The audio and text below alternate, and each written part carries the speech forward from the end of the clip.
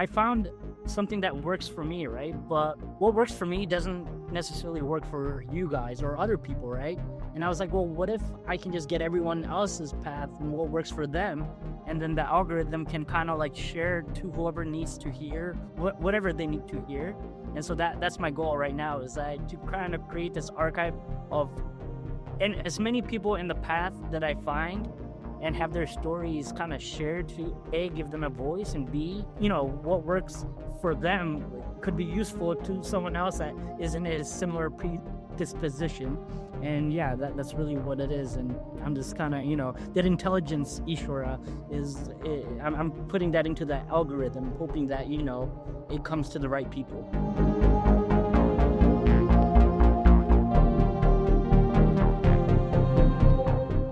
Vinay, it's so cool that we can get together and talk today.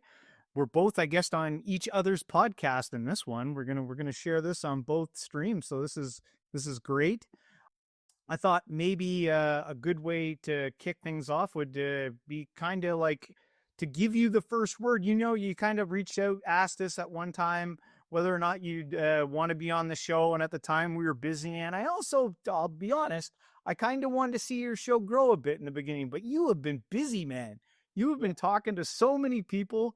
You've really got your channel up and running there. You've done a great job of it. So thanks. I'm glad we were able to connect back and actually do this. Yeah, I've had a lot of, so my thing is that I'm not even like now, the way it is going now, I'm open to like any type of guest. I don't care about their, so there's this one guest that I recently had. There's been certain, I'm not so there's a Satanist occultist called E.A. Coeting, right? So I had him on.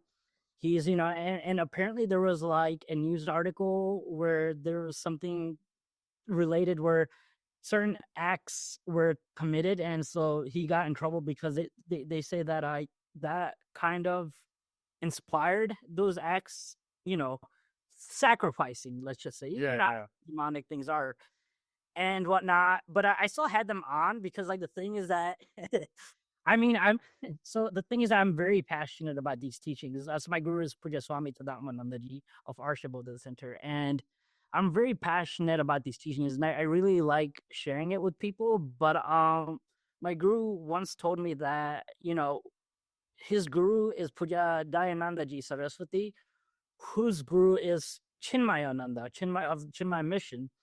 And he was all for proselytizing, right? But that was one of the reasons why my guru's guru left the Chinmaya Mission, was he was very against any sort of proselytizing. And he's like, Vinay, I have a request for you. Can you, like, please don't bring people to the ashram anymore, because the thing is that he's like, my guru, he wants to honor his guru, and he was very against proselytizing and such. And so I still sometimes can get carried away because I just want to share these like teachings. They're just so fun. But so with my podcast, I do occasionally, like just now, I kind of advertise my guru's teachings. I kind of weaved it in there, which is kind of a form of it. So maybe it's something I could work on. But the whole thing is that even if I have people that aren't on like a legit path or so, my goal is that even if they type in the other person's name on YouTube, my stuff will kind of also show up, and then it kind of leads to teachings that I follow, which is kind of like a hidden agenda to a degree, but I don't know. Seems like you like love your guru.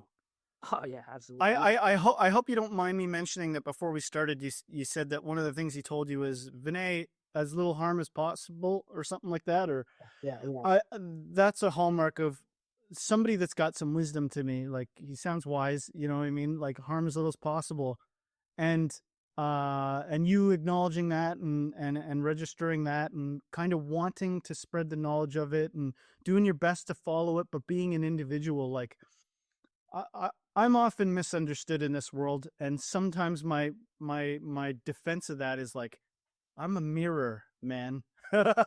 If I all of a sudden have a change in heart and I'm a little bit raw and I want to present things like vectors in this reality, like present awareness of some character that might be troubling for some people, I'm a product of this. I only have this perspective because of where I've been led to. You know what I mean? I'm this way because it's valid for me to be this, just like there's a way of looking at things where all things are sort of have their valid reason for being the way they are. Now, you can kind of have that opinion, which is like an ego constructed opinion. It's like this is the ego that's come forth from the conditioning of the world, but you can also recognize the wisdom and tenderness and compassion and you can recognize that too from what it is, and try to live accordingly and follow those breadcrumbs of wisdom. I think. I don't know. I'm just speaking here. I'm just like. So as you were talking, what came to my mind is that there's a practice. My guru once said that there's this practice where everything you do, ask yourself, why am I doing this? And if you everything, any action that you do, within even a week, it's like a totally revolution. Like it will change your perspective, and you get deeper insight on why you do the things that you do, right? Yeah. And so it's like, you know how you feel like sometimes, so for you, maybe it could be that you kind of want to showcase who Justin and then who Justin is, right? Or do you ever feel like you Definitely. That's exactly it. And sometimes it's like me and James were talking before this started about the social nature of complying with each other. A lot of our social dynamics are based on complying. Like, what are manners and stuff other than like kind of a social agreement, an attempt to have some rules in this chaos? And it's like, well, go figure. This is how the world has presented it to me. Maybe it's presenting itself differently to you, but this is the conclusions I've arrived at married to my own biology, my own inherent nature, versus what I've been able to perceive. And so this is what I'm reflecting back. This is what I think. You know what I mean? I could hide it, I suppose. There are times when I might take a more cautious approach or fearful approach, and then there's time where I'm sort of bombastic because that's what seems to be being drawn forward. I think in a nutshell, I'm overwording it. I'm being too wordy about it. I honestly think this is just how everybody is, how all egos are sort of created. And in a nutshell, it's like I'm doing my best. I'm doing my best. Are accidents going to happen? Like, I don't point to me somebody that's never made a mistake. Point to me somebody that's never been misguided or something like that, at least some point in their life. But the grace, I think, sometimes is when sometimes you can be the vessel that, like I said before, recognizes the things that maybe you recognize in your guru, sees something there, recognizes something about the greater picture, and then is interested and follows through with it. You know? Yeah, no, definitely. So, but I actually wanted to ask you both a question in the sense that everyone has a unique spiritual path on how they go about going into it. If you want to call it, let's just call it a spiritual path. And it feels like you both are on a journey, and your practice, your sadhana, is that you guys do various reactions of spiritual content, and then you also, so I feel like that's like a form of studying, right? And then removing doubt. So in the Hindu thing, they have shravana, manana, nididhyasana, right? So contemplating on these teachings, and then removing any doubts, and then imbibing the teachings. And so you guys are watching these reaction videos, and then the form of removing self-doubt, instead of going to a guru per se, you do seem to seek out people to interview, which is like a way of kind of bouncing back ideas and such. And then now the thing is that, do you guys take the things that you do watch and then also talk via the guests? And then do you have ways and things that you have implemented yourself within your life throughout the day, or that? I'm kind of curious on that. Sure, it's been a shifting process over the years, you know. It's like communion when we get together with guests. Yeah. I feel like the word that comes to mind is communion. Anyway, sorry, go ahead. Oh no, I was just gonna say that, like over the years, I try not to get committed to thinking one way is going to be the way that, like leads me to some ultimate truth or something like that. I'm very loose. I've had points in my life where I had a very strong like committed exercise meditation practice, and that's moved into something much more looser into, just taking everything kind of day by day. Sometimes my practices are, reading a lot and then not reading and then working out and then not working out. I try many things along the way, and a lot of it is like, I've definitely noticed over the years, a lot of it has to do with what's going on in my life, how chaotic or how peaceful my life is, because I can't control my environment. When a tornado comes and stirs things up, whatever spiritual practice I have at that time is going to look a lot different than what it is when it's peaceful out. So it seems to be kind of in flux. And when it comes to gurus and teachers, for me personally, I don't like the idea of settling in on one person. Over the years, I have some people that I listen to way more than others, but it's been an array of teachers and stuff like that over the years. Part of my spiritual practice might be Justin coming over and us just hashing things out together. I love that James can tolerate me, because I'm the same on camera as I am off camera. Ranty AF.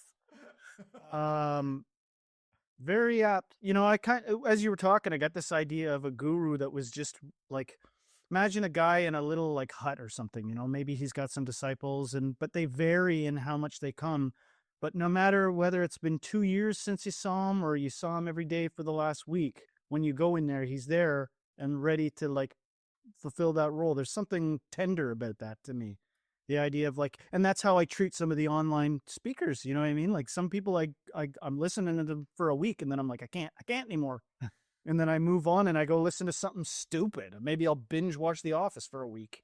You know what I mean? And then I'll go back to like a more like, okay, this is starting to feel like suffering. I got to go clean the filters and, all this stuff. And then I'll consume a lot of spiritual content for a while and meditate more. I wanted to say something because I've heard you ask the question to some of the other guests, like, are you on a path? I feel like you've asked that at least one interview. I said that, and it was kind of what you were saying there about the path thing, right? Yeah. And so on the way here, I was like thinking about how I would answer that. And I was thinking there's this quote that is like essentially in a nutshell, blah, blah, blah, blah, blah, blah, blah, blah, blah. And then when you go from being on the path to being the path, and then there's like some revelatory transformation there. The idea of going from being on the path into some enlightened state where you are the path. I wanted to say, who's there to take the path? Well, the path's the path. You know what I mean? Like I don't know if you know the channel Simply Always Awake. I love what Angelo, the guy on that channel, talks about. And he was talking about the ox herding pictures in his latest video that I saw. And he had this very poetic and beautiful description where it talks about the serene river and the flowers are red. And it's just like, it's not like, and then I looked over and the flowers were glistening in the sun. It takes the individual out of it. And there's just the content of the scene, beautiful and serene. You know what I mean? And that speaks something to my soul. I think it can be experientially practiced, that sort of way of just being. I'm careful not to say like assuming of perspective or taking on that as an identity or holding that in your mind. It's like, I think the idea is to get away from those like sort of mind clusters, those like reinforced identity clusters, and instead like really just being, and the beauty therein, the seeming freedom therein of that. I don't know. Does that stuff speak to you too? I'm kind of excited to hear that you've heard of it, who I'm talking about. And also, Delulu, right? Delulu, but yeah. So I've watched a few of his stuff. I feel like he said that he got enlightened by reading the three pillars of Zen. He read that book, and then that caused a awakening from him. And then I've heard the same thing with like Eric Pokinen. He read like The Power of Now by Eckhart Tolle, and like these people have gotten like this awakening type of thing, perhaps. But to me, that's more of a Neo-Advaita path, like so kind of stems from like the teachings of Ramana Maharshi is a great mystic, but like it's like he didn't really teach much, but it was more about asking yourself, who am I, right? So it would be a basic practice, and who am I that, and then like he was great. There's like people, and then Papaji, I believe, and then Muji. There's Muji and that, and they all went through this, so now basically in this philosophy, it's like, you know, you are everything, I am that, so you are me, I am you, and that, but that kind of, there's no actual proper methodology to lead you to enlightenment. Whereas the tradition I follow, we go through the scriptures, right? So you have the scriptures, Shruti, and then we have Yukti and Anubhava, right? So the thing is that we don't just accept. So for us to have something that's valid, it has to conform to all three things. The scriptures, it's a three-pillar thing. So it has to adhere to scriptures, then reasoning, and then your personal experience. So if a scripture, Sri Shankaracharya said, if a scripture says fire is cold, you disregard it completely because from your personal experience, is fire cold? No, it's not, right? So it's something, and also like this stuff gets very complex too, right? So do you guys know what darshana is? Like darshana is a way of seeing God, right? So the most common are the three folds. There's Advaita, which is non-duality. So the Brahman alone exists. Then there's the Vishish Advaita, qualified non-duality. So that God, everything is God, yet God goes beyond, like it's separate. But also everything is God. And then there's Dvaita, which is by Madhvacharya, which is, they're completely two different distinct entities. And so so like all these with Angela Dulu and that, I feel like they don't have a solid like framework, I guess. Whereas, the ones that I've, it's been there for over 5,000 years or so, and today it still stands, right? It still stands because if something can stand this long, it means that it stand the test of time, right? So no one has been able to debunk it in that way. So I mean, I don't know. That's just my take on it with that. That's why I don't. While I know about them, I don't follow too much of it. But I occasionally, when I'm bored, like it'll be like kind of like entertainment, maybe if you want to call it that. Let me ask you guys. So, what is God to you guys? Like, how do you see God? God. I see it as equivalent to reality. Everything all at once. Oh, that's a movie. Did you watch that movie? Yeah.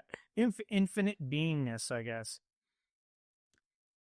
Do you guys remember that movie actually? Because I saw a lot of Vedanta in that. Did you everything all at once? I saw like parts of it. I never. Yeah, I saw it. I liked it. So towards the end, right, it reminded me. So if she were to go to that everything bagel, right, she would go into the non-existent merge with Brahman, but she chose to live throughout, not to go that route, and kind of just live in this, this world. That's how I took it as, like these various. Have you guys seen The Matrix? Oh yeah. Like I see a lot of Vedanta in that. Like for me, so if you see Neo, right? Neo to me is like Sri Krishna and Avatar, right? And Morpheus is like the guru, and then the red pill. The red pill is the scripture. So like the Vedas are. So he uses the scriptures, which the guru teaches him, and that says, and then he realizes that wait, I am Sri Krishna, and then he has all these powers and all that. It's so funny because like I remember back in my Christian days, Christians would take that and be like, "This is a great metaphor for Christianity. We're gonna watch the Neo's Jesus, and he rises from the dead, and if you're not saved, you're essentially like an NPC. Yeah. You're subject to possession by the devil because you don't see clearly. Yeah.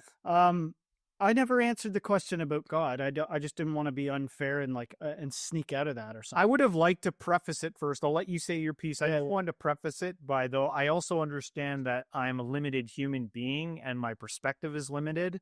And so even the things that I say isn't it. What I say, like, it's just like, we're talking and we're communicating. So it's the best I can do, but I know that it's not like the full thing.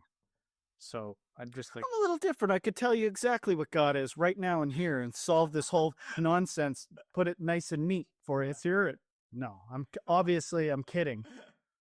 Well, I just want to say that, like, for most of my life, I was a Christian and uh, constantly praying to God, praying to Jesus, like praying. Sometimes I'd literally be looking up at the ceiling, praying to Jesus. I don't know. Does that make sound similar? I think there's a lot of Christians that sort of feel that way. And then in that experience, it was like, man, sometimes you would sort of get this sense that you were closer to God or further from God. And, that was really like being on a path with God.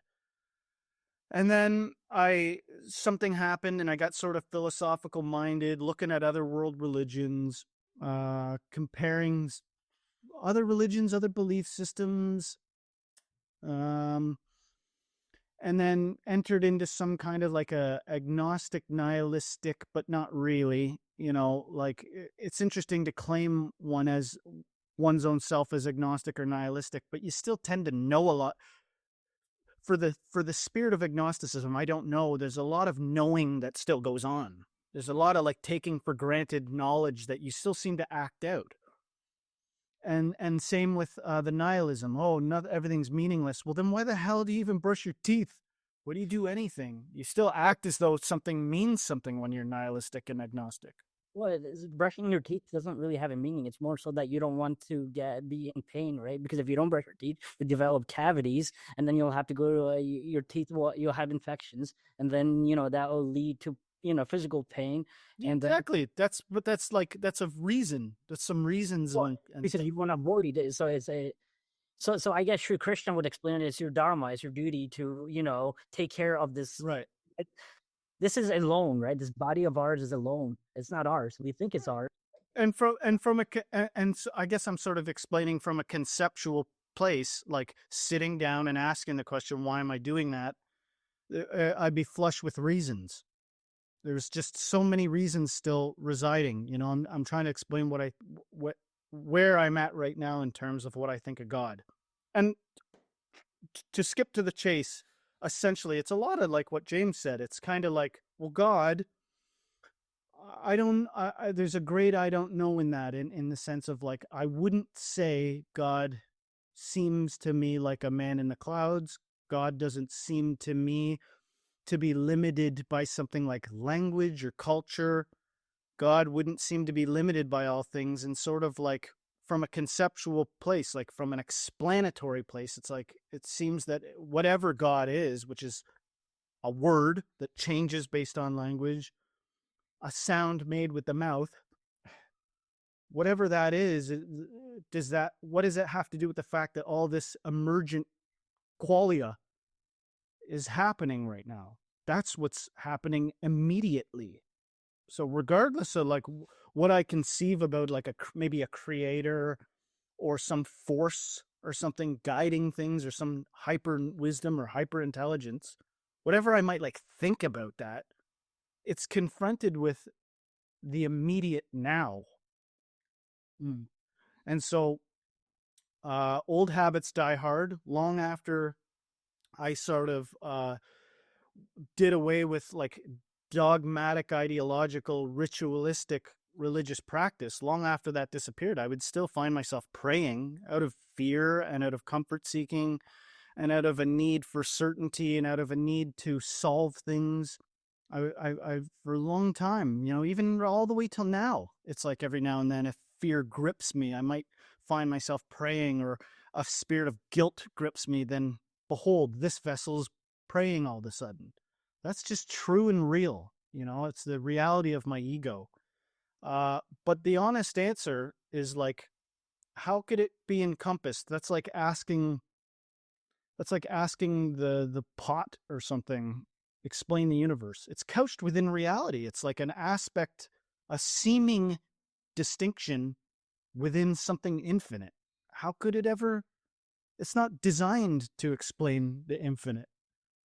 So I was actually thinking about it became so apparent to me what God was as we were just talking, because as James was saying that, like, he's talking, right? That so what happens is that, like, it's intelligence which allows me to form these words, like, and communicate these ideas to you. That is that the God, like, so like the reason my heart beats, it's that intelligence that, but the thing is that we tend to confuse it thinking that it's us that we're doing it, right? So, but in reality, speech is taking place, but that person right now that's talking isn't really me.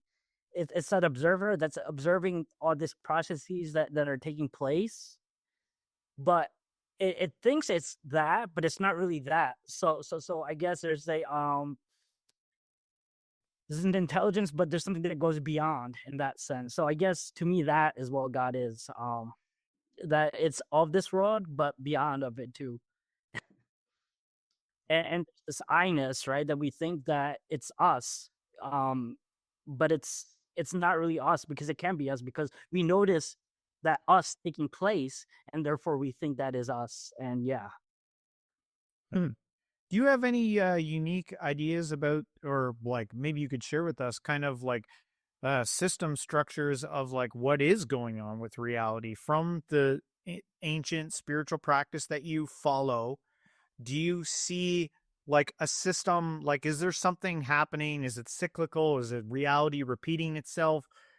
Or is it just always ever fresh, constantly? How do you see it? Yeah, so my guru once actually talked about this. He said like, when was the first creation or so, right? And he said it's like an invalid question. It's like asking, have you stopped beating your wife? If you say yes, then you're in trouble because that means that there was a time you did beat her, but you stopped. And if you say no, that means you're still doing it, right? So it's like a trick question, and that you can't answer yes or no, right? So there was never a first creation, and so creation has always existed. But the thing is that there's a period of dissolution that takes place, and then the unfructified karmas from that universe goes on, and a new universe is taking form, and so it's a never-ending thing. So there's, because we know this, because the thing is that none of this is permanent, right? So there's proof of it. So the thing is that the new universes just keep happening, and so there's just an infinite number of karmas that have yet that just keep on going. And basically the thing is that the reason, so there's Brahman. So in Hinduism, there's Nirguna Brahman, the formless aspect, and Saguna Brahman. And Saguna Brahman is actually the intelligence, Ishvara. You want to call it Brahma, Vishnu, or Mahesh. And then Ishvara's creative capacity for everything that exists is called Maya, right? So people tend to think that Maya is an illusion. These days, the Neo-Advaita, they dub it as everything being illusion. But this isn't an illusion. It's just not as real as Brahman. So in a dream, right? When you're in a dream, it feels like all of that is real, right? But then when you wake up from it, you realize it's not as real as this level of reality, right? And so part of it was real. Huh? But part of it was real. The dream was real. You did have it felt that way. What? Yeah, but within the dream it felt that way. But then when you wake up, like so that person, let's say you died in that dream, right? But you didn't really die though, right? Because now you know you didn't die, but within that dream you did die. Yeah. So how real was it? So when you die here, like you think that you die, but you don't die, because there's a reality beyond this reality, which is that unmanifest reality, Brahman. And Maya is that creative capacity that gives all of this form, and that's how the Hindu Advaitins really explain it, right? So I grew up in the BAPS Swaminarayan tradition. In this tradition, they have five. So the Vedas have these various metaphysics and how they define it. And in the Swaminarayan tradition, they have five distinct realities: Jiva, which is the soul; Ishwar, which is the gods, that the creator, destroyer, and that Jiva; Ishwar; Maya, which is the power of which everything exists; Brahm, which, so in their tradition, Brahman is actually the guru. The guru is Brahman, and Para-Brahman is Bhagwan Swaminarayan, which is the one that transcends even Brahman. And Brahman itself is the guru lineage that's ever present. And it started off with Gunatitanand Swami Maharaj, Bhagaji Maharaj, Shastriji Maharaj, Yogiji Maharaj, Pramukh Swami Maharaj, and Mahant Swami Maharaj. And they believe that this chain of succession is forever present and that we are meant to serve that Brahman. Because so this is a new Hindu philosophy, right? So there's like 7 ways of the Vedas are very complex with Hinduism, right? So every tradition defines all these words in different ways. Like, and what I follow now is Advaita, where they just believe they just define that everything is Brahman, and that's all. Reality itself is the only thing that exists. Whereas the other ones define it in various ways, and then that's how all these traditions come about. And my issue with that is that the moment there is one, then there's 2, 3, 4, 5, right? But if you just take out even one, there is one God, and if you can just redefine it as there is only God, then there is no paradox, right? There is no, because the moment there is something, there's one. That means there's a distinction of creator and creation and all that stuff. I don't know. This is a lot to digest. I have a couple of questions if you're cool with answering them. Yes. Just 2 questions. One, do you believe or think that things are a way in reality? And then the other part of that is, do you think all technical things can be grasped or understood, or that knowledge can be acquired to a human mind? So, I mean, yeah, the knowledge, yeah. So this reminds me of, so that's what the science is, right? It's like studying all the material, right? But the thing is that in this consciousness is something that's beyond. So you can't that's one thing you can't know, because that's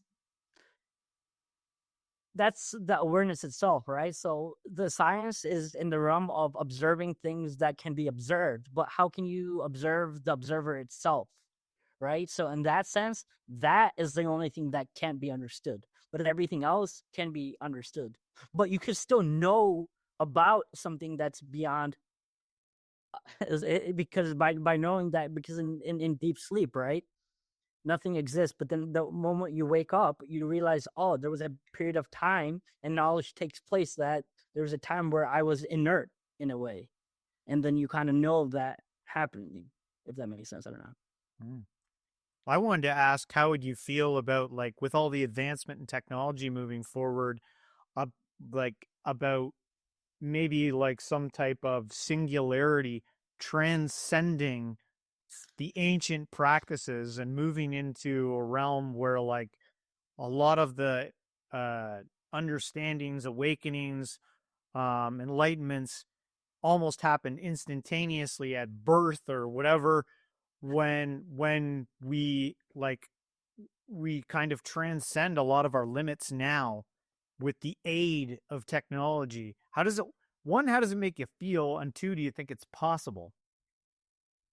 I don't know. I mean, a few things come into my mind in the sense that like today, actually, we literally had a meditation today where my guru was saying that these days everyone wants, like, he sees all these videos, like, do this for instant enlightenment and that, things right away. He literally said that today, right? And and it makes sense why we all have this way of Like, thinking. unironically, he said that, do this for instant enlightenment?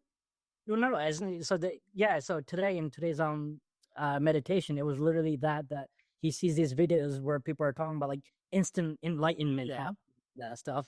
Was he saying it as a joke, or was he serious? No, he was saying that as a joke, because nowadays everyone wants things to happen right away, and it makes sense why we're kind of programmed that way, because now we can, like, get anything from a click of a button, right? You just click this, order this, and it's like it comes to you, right? And so that's why I feel like now, like, people are, but I feel like the thing is that there has to be, things just can't be that simple. I don't think with technology, so, like, in the future with AI getting where it is, right? Like, do you think you'll even need a guru anymore, right? Because you can just ask AI everything, right? So you don't even need a guru anymore, right? You could just but the thing is that once it makes me want to ask you, what do you think about that? What's that verse about? Like, if you see the Buddha on the road, kill him. um, in some ways that holds some truth, but I feel like we definitely all need gurus in that sense. Because like even AI isn't we I think we're giving too much credit. I don't think it's as smart as we actually think it is. And also the way it works, like ChatGPT, when you ask it something, it's taking stuff from all the places of the internet, right? And there's a lot of wrong information too that it scrapes, right? So you're not getting you're getting Worth a mixture of considering. everything.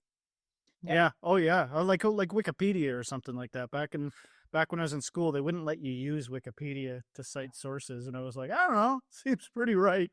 And maybe something like that's going on with ChatGPT too. It seems pretty right, but it's like, I don't know, where's it getting its information from? There is kind of a difference between even experiential knowledge and technical knowledge that somebody could write down. There's like a quality difference there.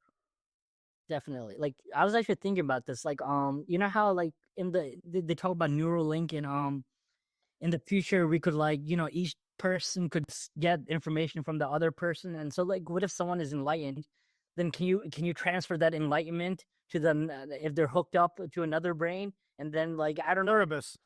Yeah. That's a chill pluribus or something. Yeah. Enlightenment. So can we let's talk about enlightenment. Are you cool with talking about it? Yeah. So before, I guess we should preface it with this. What is your official, because you seem like you actually seem distinctively religious, like you follow a religious belief, like a religious practice, a religious tradition. Is that true or am I off here? I mean, if I'm coming off that way, that means I'm not really imbibing my guru's teachings then, because that. Oh, I don't mean to do that. I just mean that you can cite lots of scriptures that I couldn't cite, and there seems to be sort of like a system. You're a part of a system. Well, there's steps referred to, or practices referred to, or something like that within your belief or how you're looking at things. Just what was your opinion of enlightenment? I guess. Okay, so try to keep it simple. I guess enlightenment is just that moment where you just stop, when you can just say, when you no longer have the why me, and you can accept whatever happens is happening, but you are okay no matter what happens, basically. Yeah. So that why can't everyone just do that? Isn't that funny? You know what I mean? Like sometimes. Sorry, go ahead. So like 2 weeks ago, so recently I fell in love with this girl, right? Yeah. And what did you say just now? 2 weeks ago I fell in love with a girl? Yeah. And she didn't feel that way, right? Yeah, she said, "I'll never ever see that." And that really hurt, right? That really hurt. And I was telling my guru, like, I can't accept reality as it is, right? Like, I want things to be different. I want things to go my way. And he's like, that's like a 2-year-old child throwing a temper tantrum. There's a lot of 2-year-old children type adults walking around, quite frankly. Yeah, so a resistance to what is, right? So an enlightened person no longer has a resistance to that and can just, okay, this person doesn't like me. Okay, cool. Mm-hmm. Next. It's like, I'm not there. I suffer immensely, right? I'm always asking. We would live in such a dazzling reality if people could accept that, because there's so many social rules. Like, for instance, a lot of the gurus we see, they're kind of handsome, or they're very eloquent, or they're charismatic in some way. And it's not that I'm denying that they're enlightened. I'm saying, what I used to ask this a long time ago. What happens when an imbecile becomes enlightened? And how do we know we don't already have that? How do we know we don't have that? Some guy that you pass every day isn't like enlightened. They accept it, but I'm only a certain amount tall.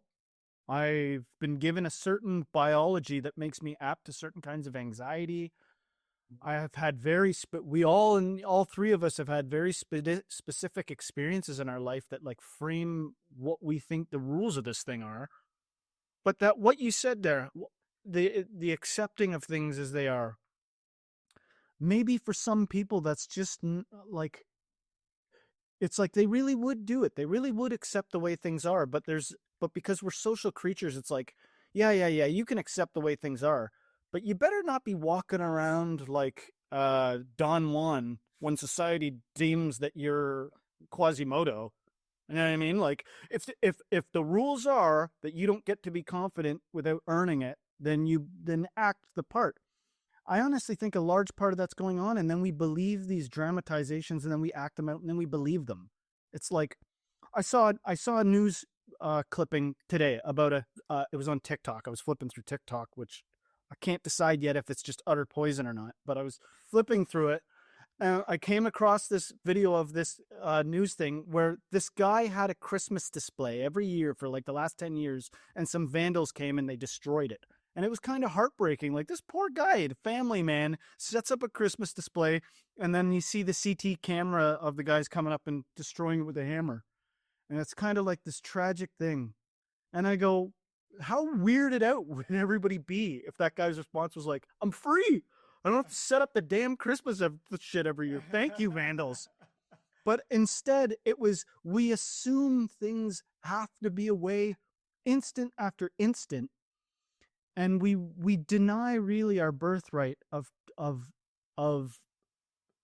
quite simply accepting the way things are from an enlightened place. What if we really just did be like, fuck it, let's accept this shit.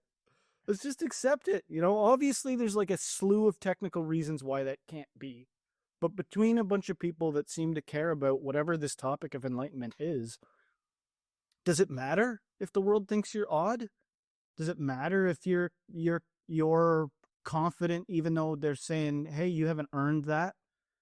Does it matter if does it really matter? What is acceptance in this context? I don't know. I was kind of ranty there. No, it's I mean, each person has their own preferences, right? That's what makes us all human, because we all have, you know, our own unique. It doesn't matter. You know, it's like, what about those people that are psychopaths, right? That they go around. But the thing is that they have no emotion, if you want to call it. Like, they don't feel certain things. I actually had someone that was on my podcast that was diagnosed psychopath, but they were into spirituality, and so yeah, I saw that. Yeah, and it was like interesting, and so I was like, you know, when she told me that, I didn't even know. I found myself, you know, thinking, right? Wait, did I hear that right?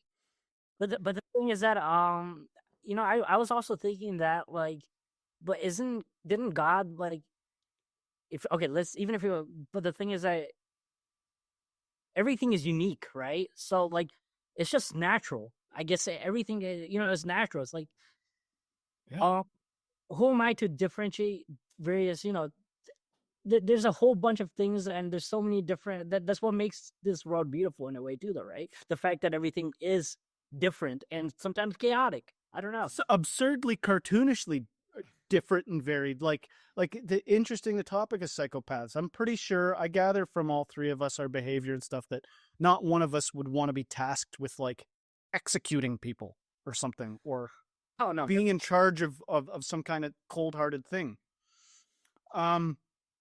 But sometimes people's demeanor as being away makes them pretty effective for this culture that we seem to value to some degree. It's like, well, you know, you could span it out and be like, do you like safety? Do you like some sense of predictability? Do you like food accessibility? All these things are intermeshed. And I just think it's a matter of judgment. Like, like you said, you can have preferences and move away from the things you don't like and all that stuff. But I think understanding comes in and looking at the whole mesh of it, and sort of like you said, like almost seeing the beauty in the variety. It's just tough when we're so conditioned to be reactive in a certain way. Like, you know, how do you make a diamond? You know, like, how much tons of pressure do you got to put some material under before it squeezes out a diamond? We're all like that diamond. We're under pressure from the time we're born. We're born into this world via pressure. And then we're turned into these like vectors within reality. But I think at a certain point you can I don't know if it's just, it could be 10 years, it could be a moment. You know, maybe it can happen spontaneously, and maybe it can take some time, but you gain some sort of insight that allows you to put down the burden of judgment, the heavy burden of judging things like that. And instead, a different quality emerges, one of like acceptance and one of freedom and one of like recognition of the, beauty therein. Well, the moment you judge something, it's like it's a disaster because you're just telling yourself, I don't like this, right? So this is good and this is not good. And so then that's also, and then if something that you don't like comes to you, then, it causes suffering, right? So like, in Hindu temples, they give you like prasada, right? Like, and when they give you like, and they give you like an offering, right? Something to eat, like almonds or whatever it could be, right? And suppose a kid says, man, I don't like almonds, right? But it's not. So the whole point of it is that it's that remembrance that is coming from Ishwara, it's coming from the divine, right? So even if you don't like it, it's something that you have to eat because, there's many things in life. Like we can say like, okay, now today I have a headache. I don't like it, right? But it's like, that's what's on the menu today. It's like, do I have a choice? I mean, okay, there are some choices, right? You could take an Advil or Tylenol, and then it could get. But suppose it doesn't work, right? What if it doesn't work? Well, you could do too.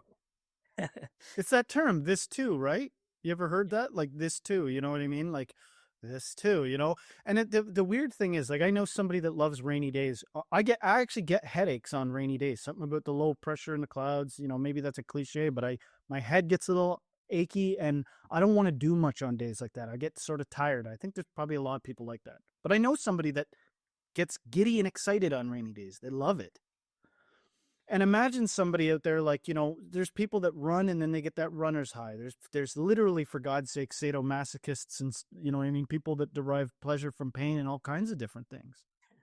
If you, from a non-disassociated state, like there's disassociation and then there's like, no, I'm here, but I recognize my judgment-making system. Maybe there's a way to appreciate even the things like that, like if you really understood what that this too statement means.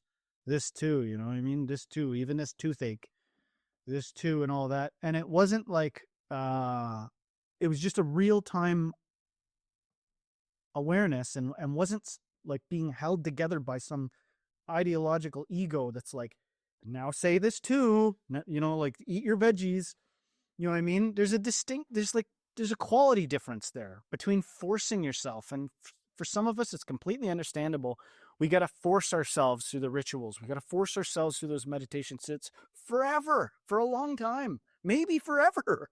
You know what I mean? But then it seems like something breaks through and an epiphany can come on and like a genuine appreciation of everything life has to offer comes in. Like, here's a really like childish but good example is you take the story of Scrooge. The world, he was such a grouch before he got enlightened. He was a bastard, and then the ghosts show him a bunch of stuff, and he wakes up the next day and he's excited. And it's the same with that other movie, It's a Wonderful Life. When he comes to, his mouth is bleeding again, and he's excited that he has blood on his face again. You know what I mean? And he's dancing like like he's excited. He runs through the town saying hello to all the shit he hated a moment ago. Upon realizing all of it is beautiful and he's grateful for it. Now that's a very egoic way of doing it. It's contrast. It's like I went to hell, so now I can appreciate the neutrality of this universe.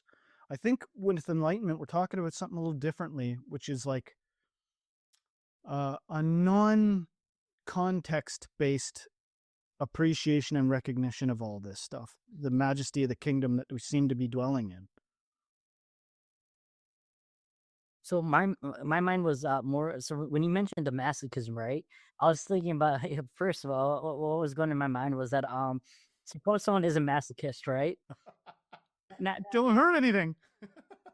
If you do so if you treat them like shit or like give them pain, right? Are you technically doing a good deed? Because that's what they enjoy. So you're actually giving them what they, right? So then it's like, it's like you're blurring the so what really is good and what really is bad. Hell yeah. I love the way you're thinking, the paradox that you identified, because that's a real struggle for a spiritual person, because sometimes in this world, when you live among the people, you'll encounter somebody that what they're really saying is, hey, argue with me for a little bit. You know, that's what they're really saying. Or, hey, you know, act out this thing that validates my already what I believe is true about reality. I don't know how gurus deal with that when they've, you know, it's one thing to see them like surrounded by pillows, or, like, and I'm not trying to be a smartass. I'm just literally saying context plays a factor here. And but you know, if you can accept paradox, you know, a simple answer might be, well, I'm like also part of this just as much as other people are part of this. I also got to honor my own physiology. I'm not just my thoughts and my brain. I'm also this body I got to take care of. So yeah, we might want to run the experiment to see, could you really handle a beehive being put on your head, guru? We might want to run that experiment, but that's not very kind to the vessel. It's not very kind to the bees, for God's sake. What are you doing in our hive, you head? But I love that in what you recognized about that was the paradox. You know what I mean? This too, this freaking pop-up haunted house of surprises. This too. Jesus, I'm getting surprised forever. I can't solve it. Yeah, no, I definitely it gets complicated, man. Like, let me ask you this: do you guys find yourselves suffering? Do you guys find yourself asking sometimes when things aren't going the way they are, why me? Or I don't know. Do you guys feel that? Or Sure, yeah, definitely. and how do you guys get past it? I think perspective, plays a part in it. I think the more I've been on this journey, the more you see, like, there's sometimes a detachment that you can even run to for security in that, where it's like, you know, one day you're going to die regardless of all of this, which will probably be a neutral off valve, in my opinion, of whatever pain you're in. So if you're here and you got to be in pain, you might as well enjoy it because you're here. You still exist. It seems to come and go. And, you know, like all things, you know, for whatever pain comes up, that means there's going to be an opposite. It's going to go down. Life seems like a roller coaster. At least that's my experience of it. Why me? I don't know if I ever literally asked that question, but there's been, of course, plenty of times that I've left a gathering, or mostly in reaction to people. I don't really ask inanimate things why they transpired that way. I might look for how did this happen? What were the steps that led me to this? But sometimes I've asked in my relation to other people, what is it about me that caused that to be the response? Or what is it about them that caused them to be that way? And then it's just a process of like question begging and seeking answers and solving things to my satisfaction or not. There's been plenty of that in my life. Less so now, just like a diminishing a little bit of that, but not non-existent, you know. If you cross somebody's path and they give you a dirty look, you're like, what the hell? Do I get something on my face? Or, you know, that like I recognize a reactivity within myself. Well, so you don't react to an inanimate object, but you do an animate object. Why is that? Why isn't that funny how we can be okay with, you know, an inanimate object? So that means it's that we want to control, we want to control other people's reactions or things to go our way, maybe, or the fact that I don't know. I think it's, as you were speaking there, I had an answer, and it was like, I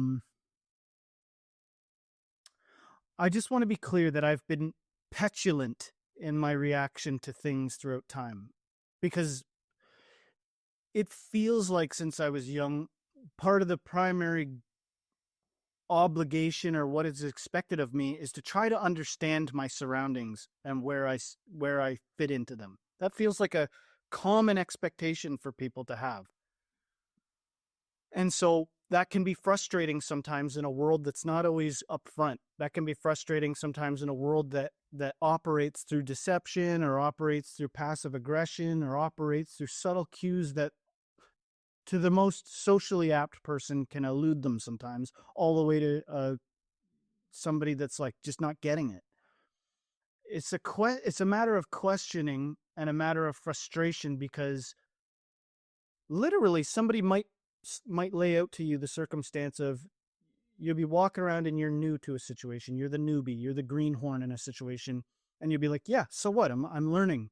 And then somebody goes, yeah, I want you to learn with a fire under your ass. And you go, okay, here's me learning with it. And they go, no, I don't believe you yet. I want to see that you care. And now you're acting out that I care. And then next thing you know, you believe it. And it's automatic, and your heart races, and you have guilt when you're cued to feel guilty about things, and you feel insecure when you're cued to do it.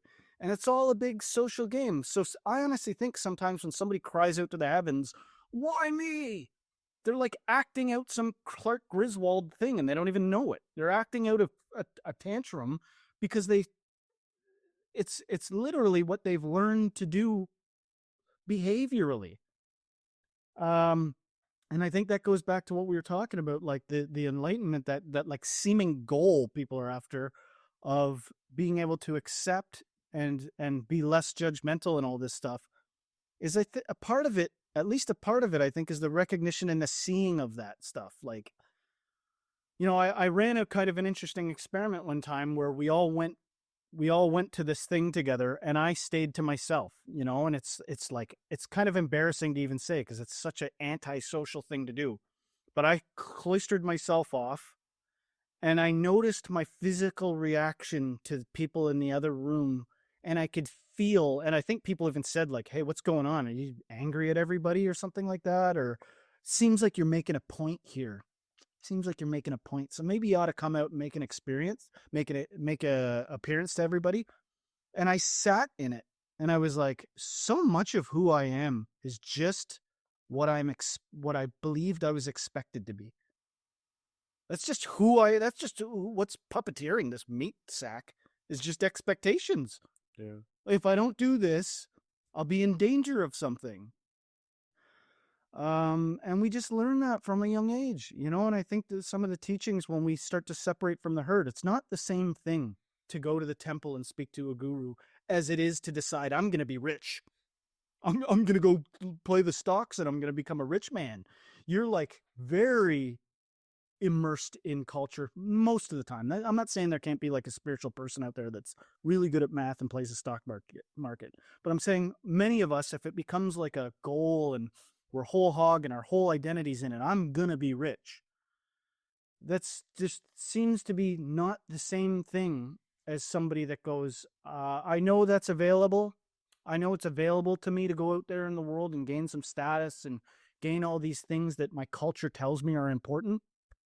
But I recognize the gentleness of these people. I recognize the humanity that seems to be radiating from this other place. What's going on there? Why don't they care? Why aren't they more overtly capitalistic? Why do they seem to be simpler? What the hell? And then you listen to them speak, and it actually starts to soothe you. It actually starts to quiet that symphony of demons that are literally just old ads rattling off in your head, that are literally just like, drink a Diet Coke because you'll feel real good. You know, like Diet Coke. Check it out, hypocrite alert. You know what I'm saying? But like, so you go to this place and they kind of give you a different way of looking at it. Anyway, ranting again, rant alert. No, it's fine.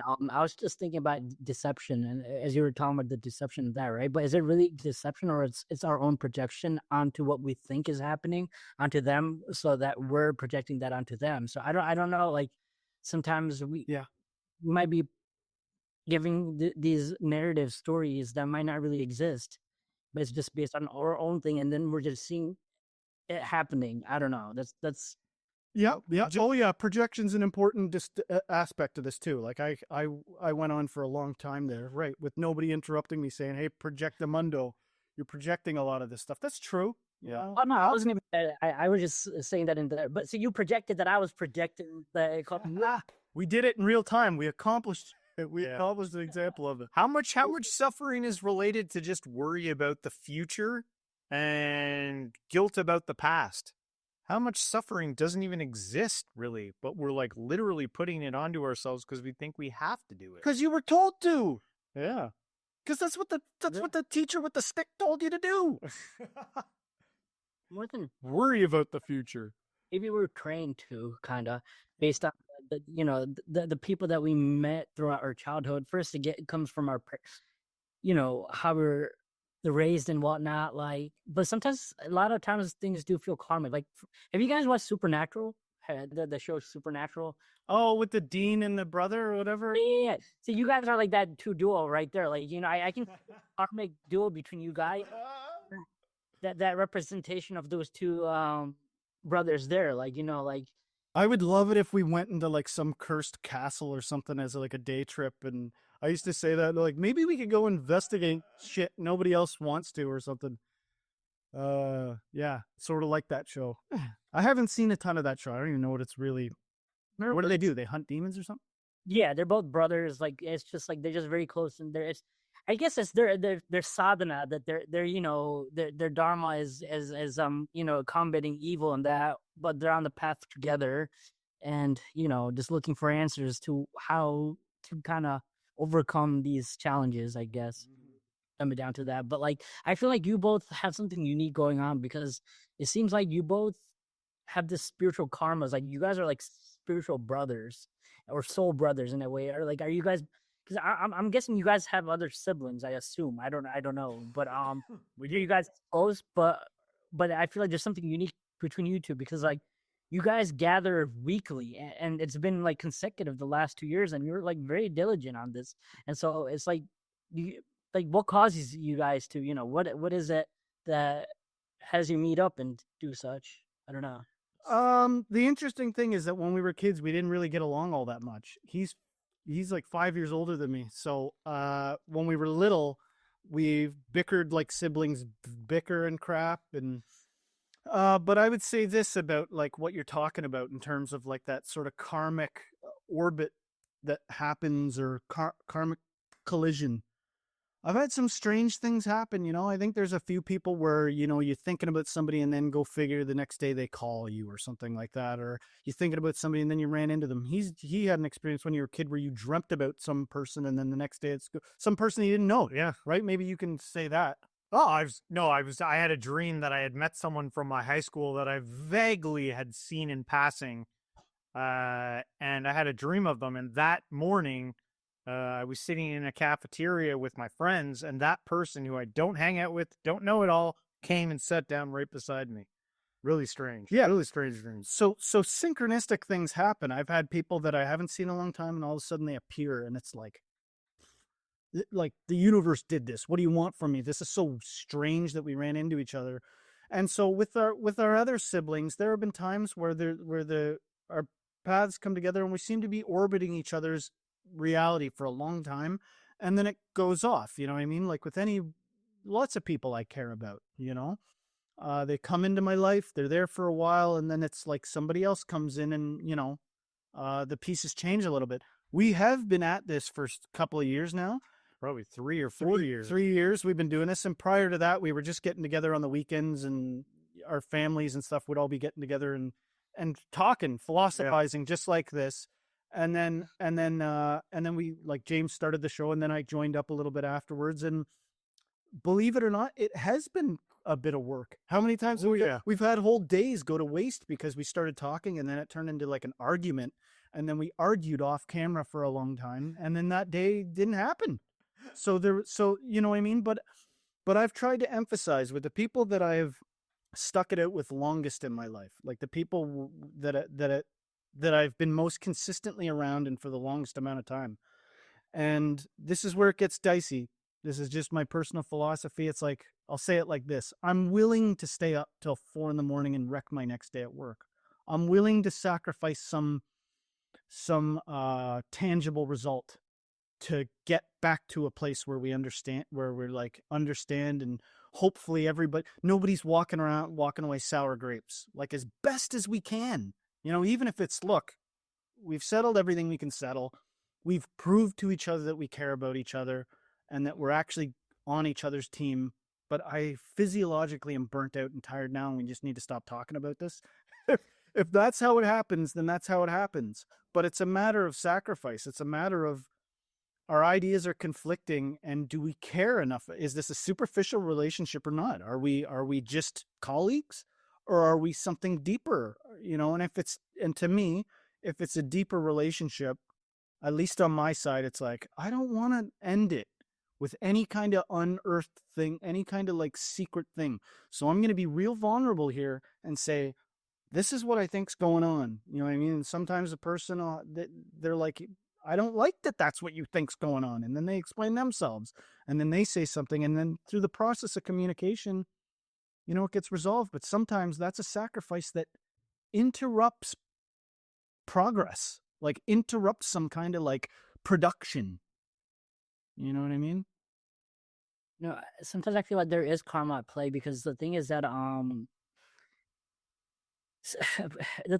like some people do come in your life and then they stay for a while, and then like the other channel that's very much like you guys, Roger, Sabina, raised the Road Project, right? And I would think they were like the perfect couple. They were getting along and whatnot, and they've been doing this for years, right? Like maybe 5-6 years, and now they split. So now the channel has been like, it's been off now. Like the thing is that you never know when something might change. I don't know. That's why sometimes it's like me thinking maybe I'm just meant to be a monk. I don't know, because like I I No, you're getting at something important here. And I think it's the recognizing when something's run its course. That is mature and healthy. And we've had conversations like that, like just checking in, you okay? You know what I mean? And if it ever got to the point, I think we both we've both communicated that if it ever got to the point where it was like, I can't do this anymore, or there's no guilt thing, like as long as everybody's being honest, you know what I mean? Like just because you accept that, like our mom passed away a couple of years ago. Yeah. And just because there's grief and sadness, there is also acceptance. There is also like, okay, all right, like I accept that this is reality, you know what I mean? And that's how everything really is. I think there's a recognition to be had of the transient nature of all things. Even an individual isn't really the same thing their whole life. We all change so much. Well, how do I get to that? Because I'm not there yet. You guys are way more advanced, because I wouldn't want things to end in that. So how do you get there? I want to know. Well, I think sometimes if there's a real struggle to get somewhere, that you kind of have an inner recognition exists. Sometimes you look at examples, and just maybe this is sort of, I don't know what it is, but this is what's coming to mind. The old example of somebody that appreciates a flower. They're walking by and they see some kind of gorgeous flower, and then they apprehend it, and then upon plucking it out of the ground, it's not too, you've reduced that flower's shelf life by quite a lot by expecting more from it than what it really is. If you can accept the transient nature of things, the fact that like you don't weep every time a cloud disperses, and I'm not trying to be insulted. This is tangible to all of us in this world. If every time a cloud dispersed, you had a breakdown, but we assume with our judgment and everything that things are like that. You know what I mean? A lot of it's based on survival stuff, but if survival is the last hurdle to go over, it's like, well, there's pretty ample evidence that you're going to die. There's pretty ample evidence that you're going to have to even let go of your own life. So what kind of a miracle is this? If I can just let go, the same way a cloud disperses and I don't fall to pieces, and I know that the flowers will be back. I just got to not assume that flower is more than it is, or can be consumed in some kind of like very myopic, limited, survival-based way. If I can see that I am all these things, I am the renewal, I am all those other yugas that have come and gone and nobody even wrote about, they're so ancient. And I'll be there in the future because it's only really one thing. What's all this personal drama? Skip the drama, mama. That's what I say. I think one of the things that makes this difficult is, if you wanted to turn this into a practice, is that I think some people, they just fixate on the stuff that they can't let go of. But if you integrate it into your daily life and your drives into work or going to the store, what can I let go? What can I let go? And you start upping that meter every day of like all the things that, like I could like literally, envision a world without that thing. You know, letting go of all those. It's like it's a strange You practice. know what I had to do, Vinay? Because I was going through a really kind of like anxiety-ridden, paranoia-ridden hell at one point. And I'm not a medical professional, but this kind of worked for me. I was exhibiting a lot of signs of like what would probably be described as like borderline personality disorder. Like I've just for the record's clear, I've got a clean bill of health. I've spoken to psychologists. I'm sane on the record, but in my own personal stuff, I said, I'm pretty paranoid. I'm pretty anxious. I'm pretty suspicious. And this is what I did. And you can do with it what you want. But I did something called radical acceptance because there was all this leftover superstition within me. All this, like, you know, step on a crack, break your mother's back type shit going on in my paranoid soul. And so I literally did something just temporarily, just to like get it out of my system. And I dedicated time to become radically accepting of like doom. Like, forget it, man. I will lose everything. Because I'd spent years in the realm of self-development with this, which is all positive affirmations. I am a happy person. I love being confident. I love public speaking. And I derived the benefits from that. But I was found paranoid and Machiavellian in the result of it.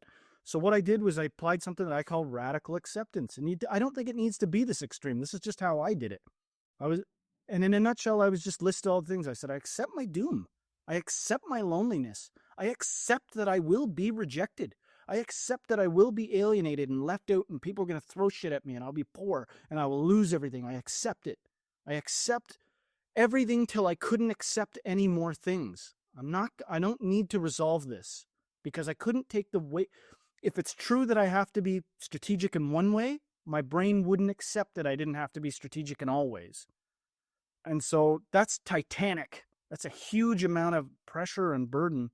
And so I actually found myself soothed at the end of the process, you know, soothed at the process of radically accepting everything and sitting in it and letting the consequences remain. Forget it. I spent all this time speaking and trying to manifest all this good stuff into the world, but it's a mess. So I relinquish it all. I relinquished it all and said profane things to myself just to get it out of the way. I'll even say the thing that curses me if I have to, because I'm not doing this. I'm not going to be, and so I did that. That's not something I do over and over and over again, but it was actually therapeutic to me to break the spell of paranoia that I got to address this. There's so many little things I got to address, you know, it's just the same thing as like after I stopped being a Christian, I started to value all kinds of scriptures within the Bible that I overlooked and didn't understand the right way. It wasn't until I said, screw this book, that I went, actually, it's making a kind of an interesting point here in some ways, you know? You know, Justin, like the last 10 minutes, what you, there was so much gold nuggets into what you spoke. Like you spoke so much truth. Like our pranam goes to you, man. That was like gold. You're like a guru in that way, man. Like it was so, and I found myself being soothed by like you spit so much facts. That was amazing, man. That was just great, dude. I love it. How, like, so maybe the thing is that these reaction videos that you watch and like all these things, maybe it is kind of deepening your perspective. I don't know, or did it just come from your own personal experience, or how do you just, the things that you said there was a lot of things that was really good. Where did it come from? Just like from everywhere, everyone. You know, that maybe it's my moment to have somebody really appreciate what I say, but that's not available to everybody. You could go say something to somebody and you change their life, you know, and same with James. And and like you said, it's that like, I'm only reflecting what happened to me. It's not like I didn't hide all the suffering that may have led to whatever I said that was helpful to you there. You know, I just can't, you know, maybe I got to a point where I couldn't take the pretension anymore. You know, one of the hardest things to give up, one of the biggest probably impediments to the spiritual path is positive reinforcement. If you're doing something that's soulless and you don't like, and it's dead and capitalistically oriented, which is just like It's just like a thought at the end of the day that these things are going to satisfy you. Really, if you're good at it and they're giving you a lot of positive reinforcement, it's going to be very hard to let go and start to admire the more subtle, gentle, amiable, graceful things that life has to offer. You know, like what sometimes I wonder, is karma even a bad thing at all? What if we're like, maybe karma's like a gift that keeps reaching it to us over and over and over again. Just see it differently. Just see it differently, you know? It reminds me of what my guru's assistant once told me, Vasanti ji. She's like, so I'm always sad. I'm always just sad, right? And she's like, Vinay, if you were happy all the time, would you really enjoy it? Or would you actually appreciate the times that are actually good without having the times that aren't good? You know, so I mean, maybe that is what we need, you know, in that sense, because like, or that you're talking about that person that just woke up and he was bleeding, and then he was just happy to be able to have an experience. It didn't matter good or bad, because what we have right now, like maybe that's what the real beauty is, that we're able to just experience things. Yeah, we're free to be imprisoned. Like, imagine how long was God just floating around as infinite potential, but like, it's almost like, imagine the claustrophobic nature if you were just infinite potential in all directions forever. You'd be it doesn't take much of a thought experiment to go my old, my dusty environment, I'm back. Like, this happens sometimes with, I think, psychedelic experiences people have. They go out and they travel the universe and their brain warps and is pushed to the brink. And a lot of times, if it's a bad trip, people come back and they're just grateful for baseline reality. I love it. I got that.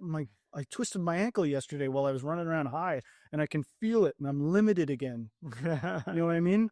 I'm limited again. I'm back. I'm here. I'm so grateful. Just like It's a Wonderful Life, just like Scrooge. You know what I mean? Like, some of it is just the comparison. But then the endeavor becomes, now that you're grateful again for all those limits, let's work on being able to accept your godhood. Let's apply that same gratitude for the limits to your infinite nature. Let's make you able to tolerate how infinite you are now. Only when you're ready. If you're not ready yet, I'll give you more limits. I'll twist your ankle again. But once you can get past that and be grateful for the twisted ankle, then we're gonna open up deeper and deeper and deeper. It's hot as hell in here. I'm so damn sweaty. My guru's best friend Jim once told me, he's like, you could craft the best, most beautiful garden in your mind, right? You can have this, but it's still a prison at the end. It's still a prison. You can have the most beautiful mindscape of that, but it's still a prison. Yeah. I don't know. In some prisons, we ought to be grateful to have.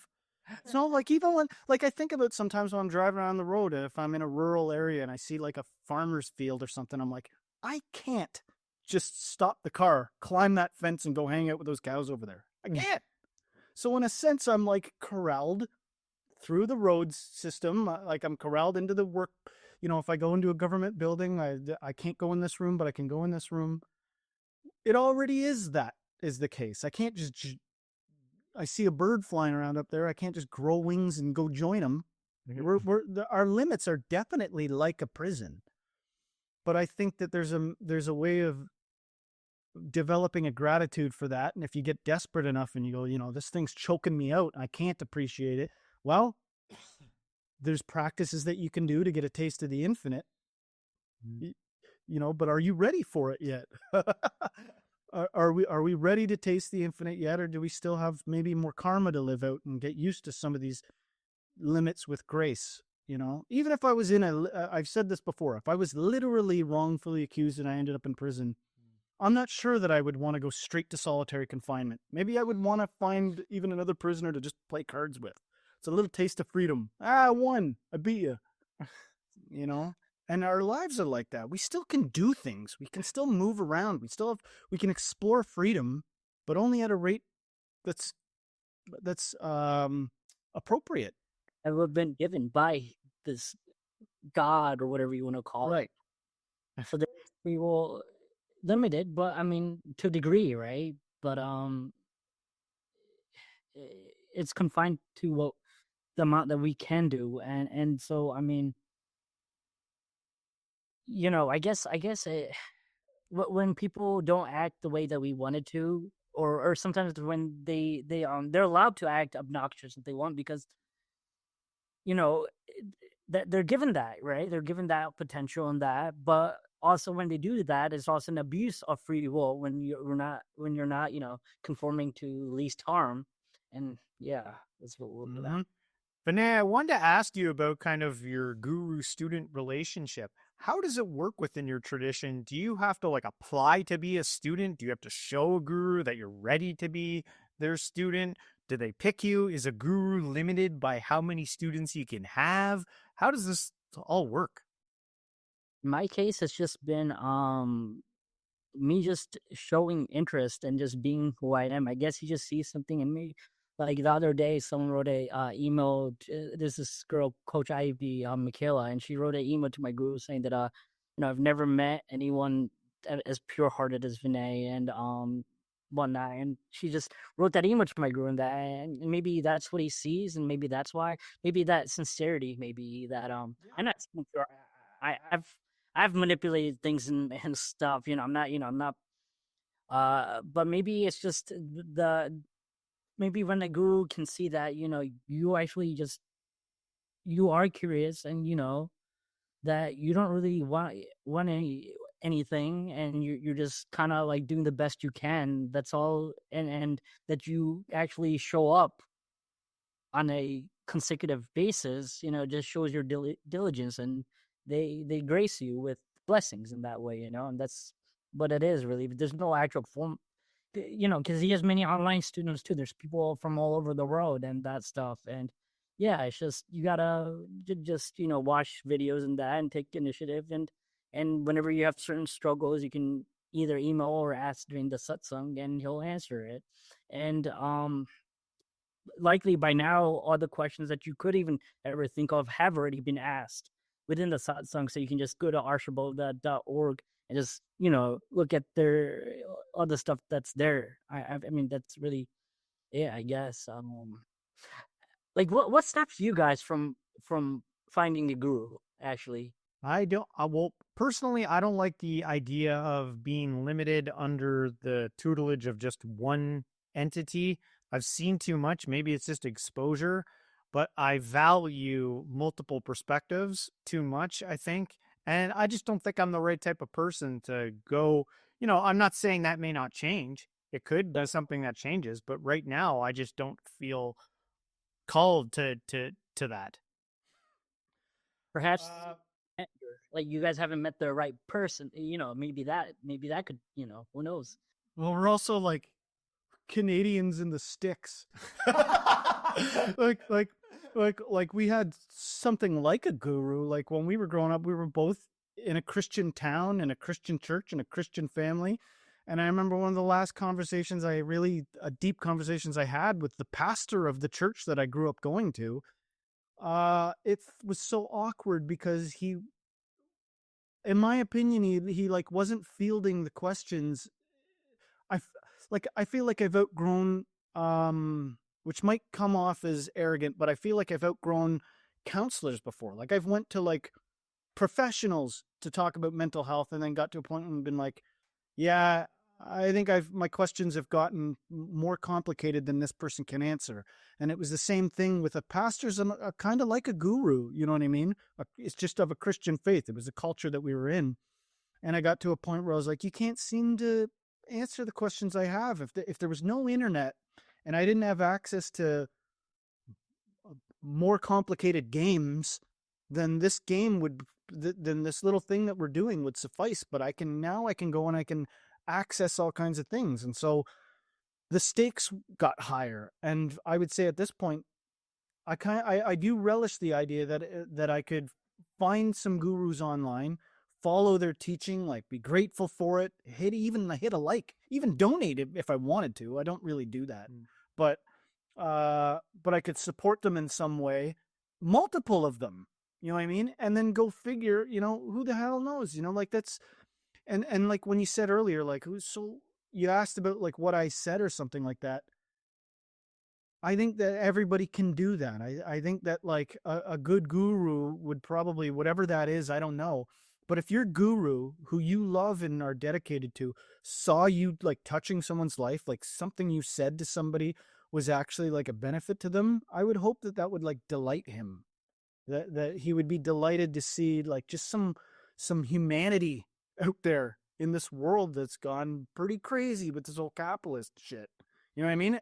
That's not me. I don't want to condemn it too much because I'm not saying the answer is communism. That's not what I'm saying. But I'm saying the way that we're going about our e-commerce and how it's like playing with our life is it's very icy. It's very detached. It's not very vulnerable, which seems to be an important aspect of like deep connection with others. Is that, and we show it to each other so rarely. You know what I mean? Vulnerability. Doesn't capitalism really just stem from this fire of desire that never gets quenched? It's like hungry ghosts. Like, you know, they can have billions of dollars, right? And it's still not enough, right? It's like they just so maybe like it's not about feeding that fire anymore. It's just realizing that there was never a fire to feed. That says that that you are full, complete. You are that. I guess. Yeah. Well, Vinay, we've talked a lot about us. I thought maybe to close things out, maybe you could talk just a little bit about your channel, maybe your overarching goals in there, and then we'll just close things out. And then also maybe let our audience know, well, I guess you can find us at Stay Spiritual. We'll answer that on YouTube. And then you can let your audience or the whole audience know where they could find you. Yeah, no, my channel, I guess it really just it just started off with like initially like there was another group that I was kind of a part of. I'm not going to mention names or anything, right? And they read a lot of the books that I had sent, right? And then things changed, and so it felt like they made it seem like they did me a favor one night. And then I was like, you know what, I'm just going to do this myself. You know, I don't need anyone, you know, I'm just going to offer something from myself by myself, you know? And that's how it started off. And then I was reading one of the books in the forest, and apparently there was some sort of murder, something happened that happened in that thing. And this college professor was with his college students. He brought them there, and they were kind of investigating that area. And they're like, "Wait, what's this dude doing here? Just reading in nature, like this thing." And then he's like, "You know what?" He's like, "Can we interview you?" And I'm like, "Sure, why not?" Right? And so they asked me questions on what I was doing in nature, and I was telling them how I, you know, go out here to do breathing exercises and then read various books, and then I upload it on YouTube. And you know, as that happened, that was my first time kind of getting interviewed. It got me thinking. It felt nice to be given a voice to communicate things that I really share, and so I was like, why don't I also now start doing podcasting and give other people a platform and kind of do that? And also the thing is that like I found something that works for me, right? But whatever works for us, like what works for me doesn't necessarily work for you guys or other people, right? And I was like, well, what if I can just get everyone else's path and what works for them?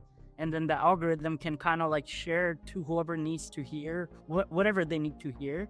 And so that's my goal right now, is to kind of create this archive of and as many people in the path that I find and have their stories kind of shared to A, give them a voice, and B, that you know, what works for them could be useful to someone else that is in a similar predisposition. And yeah, that's really what it is. And I'm just kind of, you know, that intelligence, Ishvara, I'm putting that into the algorithm, hoping that, you know, it comes to the right people. And Hell yeah. Beautiful. Well, great. Thank you so much, Vinay. This was awesome. Yeah. Great chat. all right, take care. Until next time. Om Tat Sat.